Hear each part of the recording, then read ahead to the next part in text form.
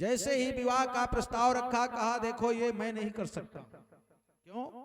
बोले मित्र की बहन अपनी बहन होती है, तुम हमारे मित्र हो, इसलिए हम ऐसा कार्य नहीं करेंगे।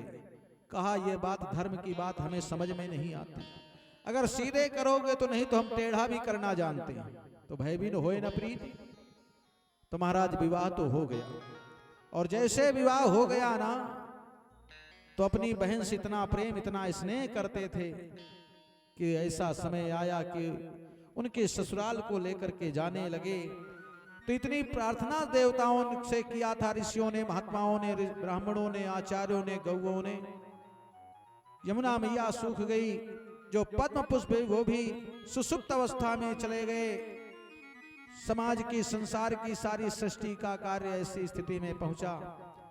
परिणाम ये हुआ कि देवलोक से आकाशवाणी होने लगी, अरे सुनो कंस, जिस बहन से तुम इतना प्रेम करते हो, उसी का 8वां पुत्र तुम्हारी मृत्यु का कारण बनेगा, उसी के द्वारा तुम्हारी मृत्यु हो जाएगी। अरे जब ऐसा ही सुना तो महाराज अब तो निर्णय कर ही लिया है। रथ से नीचे उतर गया, तलवार को खींच लिया, प्रहार करना चाहा। जैसे महाराज वसुदेव को मारना चाहा तो देवकी सामने आ जाती है, देवकी को मारना चाहा तो वसुदेव जी सामने खड़े हो गए। और हर पति का ये परम कर्तव्य होता है, 3 जगह देवी को नहीं छोड़ना चाहिए। बोले कहां?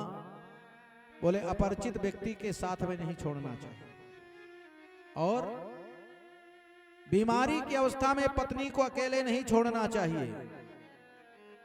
और तीसरा स्थान कौन सा है?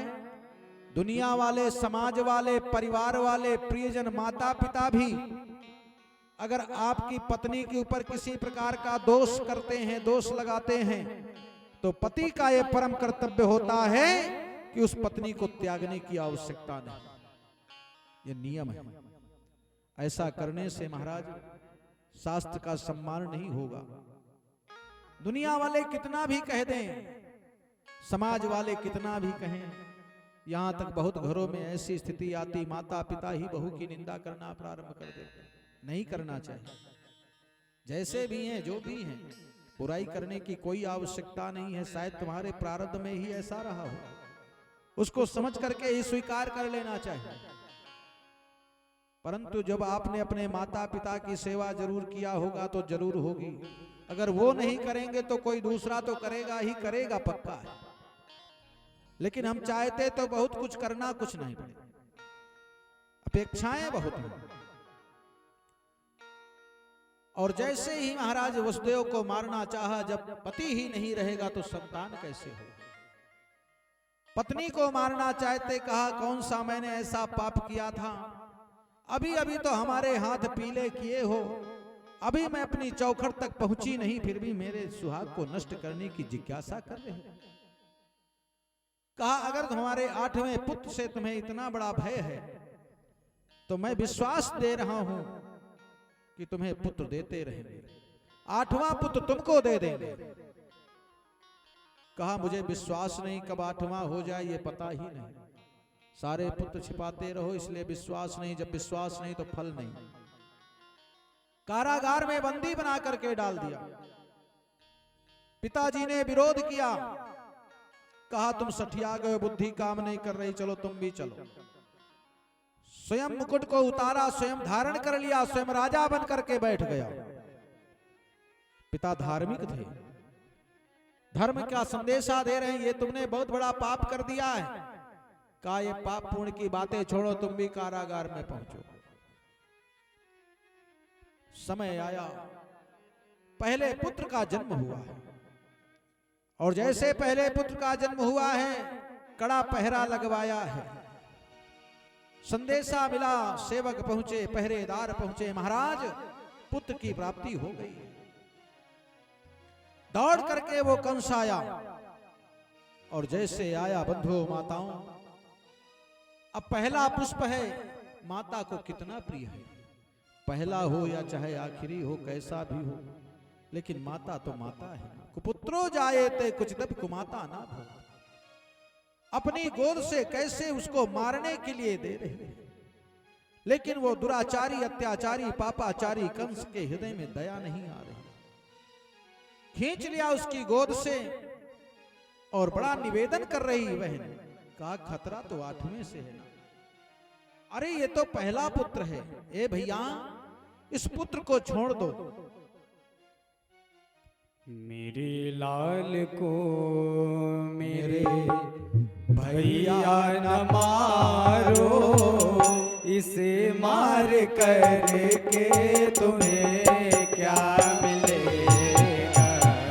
मेरे लाल को मेरे भैया न मारो, इसे मार करके तुम्हें क्या मिलेगा। मेरे लाल को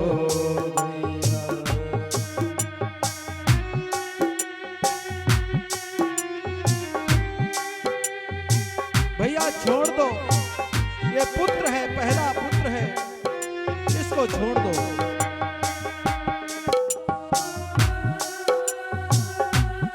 तड़प रही है, बिलख रही है, रो रही है। वसुदेव जी भी आंखों से सुधारा बह रही है, लेकिन करते भी क्या।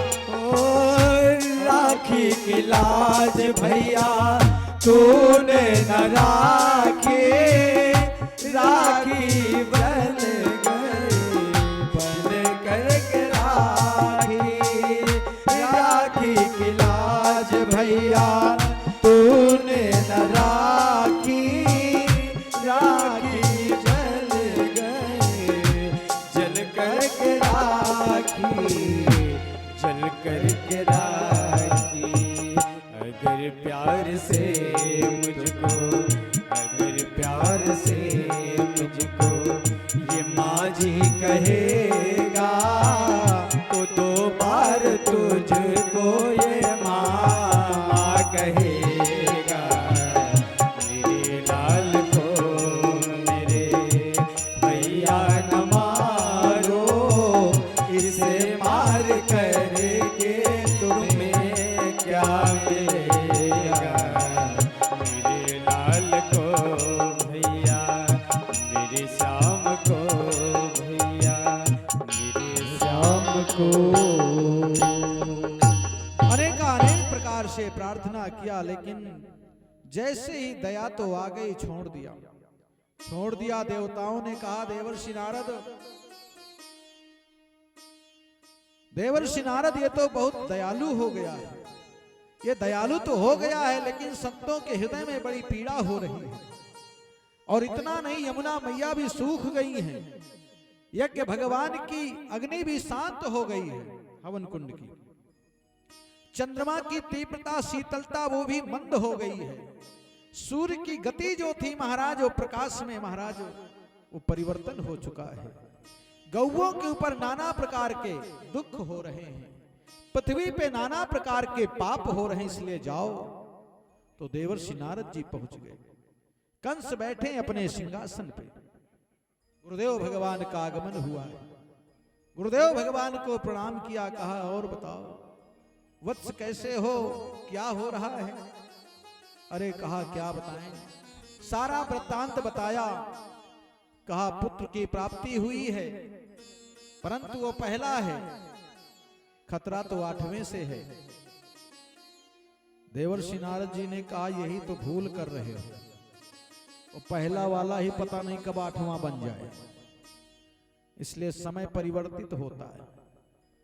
देवर्षि नारद जी ने किया क्या, 8 लकीरें खींच दिया। नीचे से गिनते तो ऊपर वाली 8वीं, और ऊपर से गिनते तो नीचे वाली 8वीं। मामला तो बिल्कुल सही गुरुदेव जी आपने बना लिया काम, और हमको बचा लिया है। हमको बचा लिया आपने, बहुत बड़ा कार्य किया, नहीं तो हमारा तो बहुत बड़ा राम नाम सत्य हो जाता। पहुंच गया फिर, अरे महाराज उस बदल को लिया, उस पुत्र को लिया और मार दिया। इस तरह से मारते मारते महाराज 6 पुत्रों की मृत्यु की गोद में सुला दिया। अब तो और पाप बढ़ रहा है। अच्छा, जब पापी व्यक्ति होता है ना, तो जब वो पाप भी करता है ना, तो और बढ़ता रहता है। लोग उसी में भ्रमित हो जाते हैं। कहते कभी अगरबत्ती ये लगाते नहीं, कभी मंदिर जाते नहीं, कभी लड्डू चढ़ाते नहीं, स्कॉर्पियो के ऊपर स्कॉर्पियो आ रही, गाड़ी के ऊपर गाड़ी चल रही, प्लाट के ऊपर प्लाट खरीद रहे हैं, कभी एक दरवाजे कोई सत्यनारायण भगवान की कथा का पंजीरी नहीं पाता है? लेकिन जाके जा दिन सुदिन है, अवगुण करो हजार, करते रहो, एक दिन तो मिलेगा महाराज, और फिर पूरा हिसाब किताब निकलेगा। आज स्थिति जैसे हुई भी तो एक चिंतन का विषय बना, महाराज 6 पुत्रों को मार दिया, 7वें में किया क्या, संदेशा मिल गया है, तो 7वां गर्भ नष्ट करने का संदेशा मिला, जा करके महाराज गोकुल में रोहिणी है उसके गर्भ में जा करके रक्षित हो गए शेषनाग जी स्वयं नारायण के रूप में। 8वें का संकेत मिल रहा है, 7वां मालूम हो गया है, कंस को सूचना मिल गई कि 7वां गर्भ तो नष्ट हो गया है।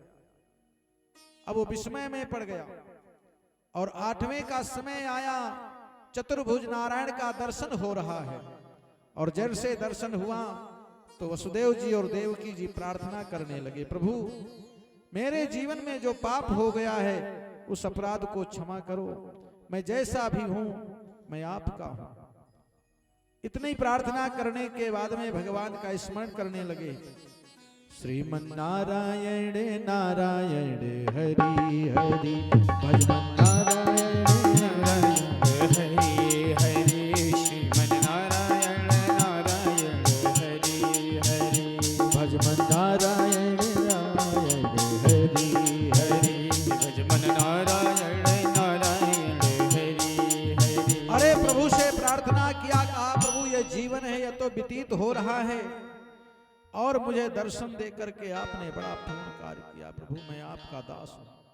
क्यों ये जीवन बीत रहा है हमारा, आप सबका 4 दिन व्यतीत हो चुके हैं और 3 दिन बचे हैं, जब जागो तब सवेरा।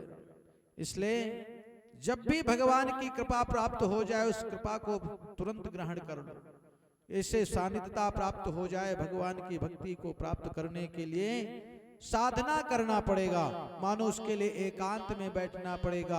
आज जैसे ही हमारे आपके जीवन में संकट आता है तभी तो परम प्रभु परमात्मा की याद आती है। वसुदेव जी और देवकी बंधन में पड़े हुए हैं, कारागार में हैं, वहां और कोई नहीं है, एकांत में बैठे हैं, उस अवस्था में कर ही क्या सकते हैं।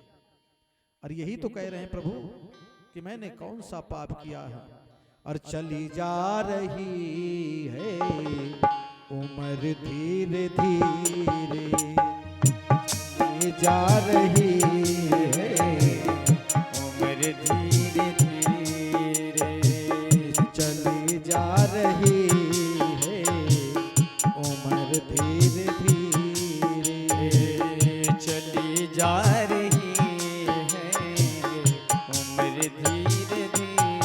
क्यों पल पल वो बातों पहर धीरे धीरे, पल पल वो बातों पहर धीरे धीरे।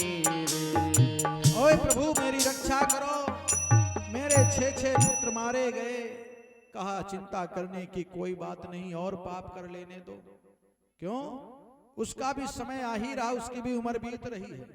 बचपन भी जाए बुढ़ापा भी जाए, बचपन भी जाए बुढ़ापा भी जाए, बचपन भी जाए बुढ़ापा भी जाए, बुढ़ापे का होगा असर धीरे धीरे, बुढ़ापे का होगा असर धीरे धीरे। तब क्या करोगे, कुछ करना चाहोगे कर नहीं पाओगे, और तेरे हाथ पाँवों में बल ना रहेगा, तेरे हाथ पाँवों में बल ना रहेगा, तेरे हाथ पाँवों में बल ना रहेगा, तेरे हाथ पाँवों में बल ना रहेगा, तेरे हाथ पाँवों में बल ना रहेगा।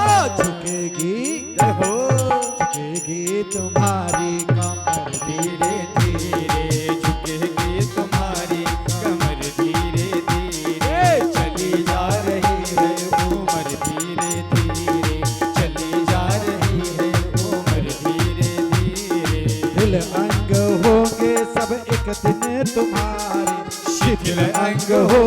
सब एक दिन तुम्हारे शिथिल अंग हो सब एक दिन तुम्हारे फिर मंद होगी नजर धीरे धीरे फिर मंद होगी नजर धीरे धीरे चली जा रही है उम्र धीरे धीरे चली जा रही है उम्र धीरे धीरे चली जा रही है उम्र धीरे धीरे चली जा रही है उम्र धीरे धीरे शिथिल अंग होंगे सब एक दिन तुम्हारे शिथिल अंग होंगे सब एक दिन तुम्हारे शिथिल अंग होंगे सब एक दिन तुम्हारे शिथिल अंग होंगे सब एक दिन तुम्हारे रे तेरी मंद होगी नजर धीरे धीरे फिर मंद होगी नजर धीरे धीरे चली जा रही है उम्र धीरे धीरे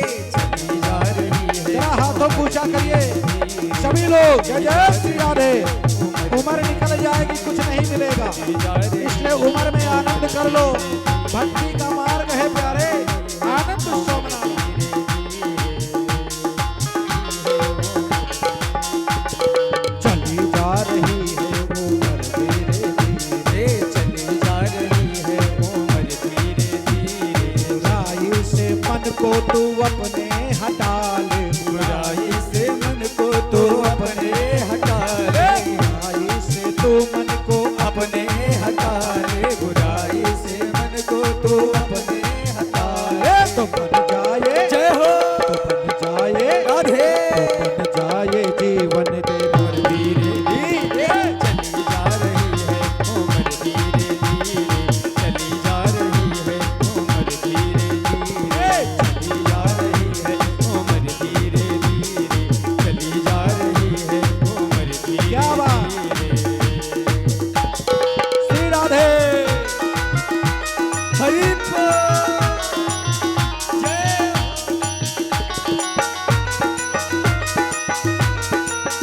जय जय श्री राधे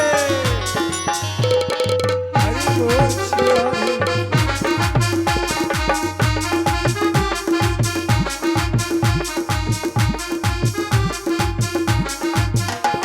बोले इससे बचने के लिए क्या करना पड़ेगा भजन कर हरि का तो नित उठिए प्यारे भजन कर हरि का तो नित तो प्यारे भजन कर हरि का भजन कर हरि हरि का तो नित प्यारे भजन कर हरि का तो पल पल वो प्यारे भजन कर हरि का ओ पल पल तो प्यारे मिल जाए जय हो मिल जाए राधे तो मिल जाएगा वो प्रभु धीरे धीरे चली जा रही है उम्र धीरे धीरे चली जा रही है उम्र धीरे धीरे चली जा रही है उम्र धीरे धीरे चली जा रही है उम्र धीरे धीरे चली जा रही है उम्र धीरे धीरे चली जा रही है उम्र धीरे धीरे चली जा रही है उम्र धीरे